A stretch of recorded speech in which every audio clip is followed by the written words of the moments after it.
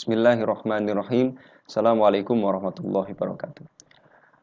Ada pendapat yang mengatakan bahwa bunga bank itu dikategorikan riba bila sudah berlipat ganda atau sudah memberatkan.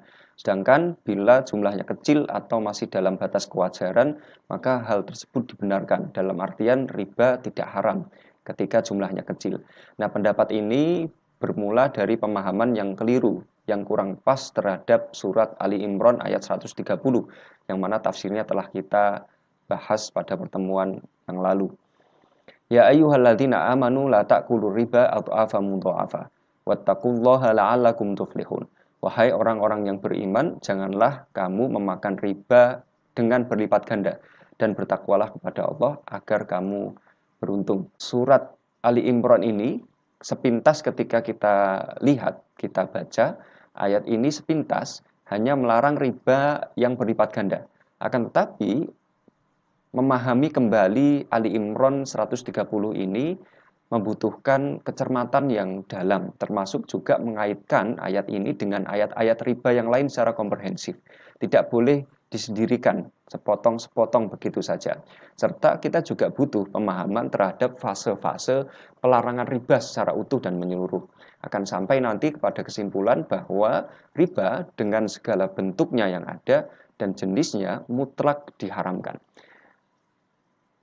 Kita melihat di sini ada kata adhaf. Kata adhafa yang berarti berlipat ganda harus difahami sebagai hal yang berarti sifat riba dan bukan sama sekali syarat riba yang diharamkan. Jadi ketika ada orang mengatakan tidak boleh makan riba, riba yang kayak gimana? Riba yang berlipat-lipat. Kalau berlipat-lipat itu difahami sebagai syarat dari riba, maka ini pemahaman yang tidak pas.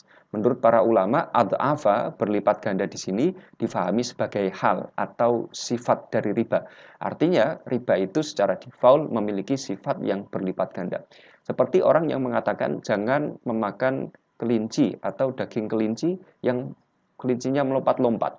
Jangan berburu kelinci yang melompat-lompat.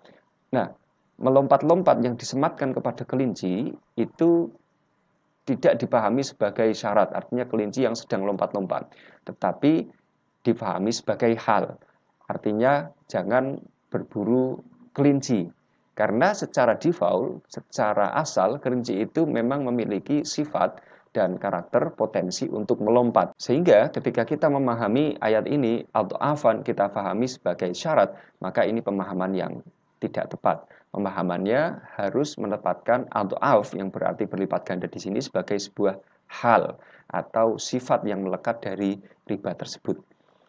Baik. Secara linguistik, secara bahasa, kata adhaf itu adalah jamak dari kata dhifun yang berarti kelipatan-kelipatan. Jadi kelipatan-kelipatan, dhifun itu dijamakkan, dipluralkan menjadi adhaf.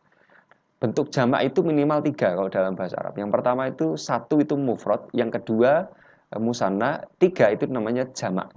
Sehingga minimal dari jamak dari adhaf itu minimal 3. Nah, kalau adhaf berarti kan jamak dari dhifun. Berarti dhifun yang berarti kelipatan tadi masih dilipat gandakan lagi. Berarti asumsinya kalau minimal jamak adalah 3, berarti 3 dilipat gandakan 2 kali lipat sama dengan 6. Dengan demikian, jika hal ini difahami sebagai syarat, riba yang berlipat ganda itu sebagai syarat, maka sesuai dengan konsekuensi bahasa, minimal harus 6 kali lipat atau bunganya minimal harus 600%. Nah, 600% ini secara operasional ini tidak nalar ya, karena belum ada perbankan yang menerapkan pengambilan bunga itu 600%, maupun dalam sistem pinjam meminjam misalkan itu tidak ada. Kita mengenal di dalam lembaga-lembaga keuangan penerapan bunga 600%, karena ini sudah tidak masuk akal. Nah, orang-orang yang berpendapat adhafa mudhafa ini sebagai syarat, maka dia juga harus menerapkan konsekuensi bahasa ini, dan ini tidak masuk di dalam nalar yang sehat. Baik. Kemudian menafsirkan ayat ini ada orang-orang yang membawa mafhum mukhalafah, logika terbalik. Ini juga tidak tepat, baik dari konteks kalam, hubungan antar ayat, kronologis penurunan ayat, serta sabda Nabi yang terkait seputar dengan praktek riba pada zaman itu. Secara sederhana, jika kita menggunakan logika terbalik atau mafhum mukhalafah, yang berarti konsekuensinya itu secara terbalik. Jika berlipat ganda dilarang, kecil boleh. Jika sendirian dilarang, bergerombol boleh gitu. Jika tidak di dalam berarti di luar. Nah, itu model penggunaan mafhum mukhalafah. Nah, sebagai contoh, nanti kalau kita begitu saja menggunakan mafhum mukhalafah untuk memahami ayat-ayat di dalam Al-Qur'an tanpa adanya eh, keterkaitan dengan kemudian konteks, kronologi maupun sabda Nabi yang terkait dengan ayat tersebut, ini nanti bisa cacat pemahaman kita. Misalkan ada ayat wala taqrabu zina, dan janganlah kalian dekati zina. Jangan mendekati zina. Nah, yang dilarang adalah mendekati, ya kan? Berarti perbuatan zina itu tidak dilarang dong gitu. Yang demikian juga larangan memakan daging babi misalkan. Nah, jangan makan daging babi. Oh, berarti yang dilarang adalah memakan daging babi. Pemahaman terbaliknya berarti tulang, lemak, kulit, dan lain-lain selain daging boleh kita konsumsi. Kan tidak seperti itu juga. Maka pemahaman terhadap ayat-ayat Allah sangat membutuhkan kejelian bahasa, kemampuan kebahasaan, dan dikaitkan dengan kronologis turunnya ayat, konteks antar ayat, munasabah antar ayat, sabda-sabda Nabi terkait dengan ayat yang ingin ditafsirkan.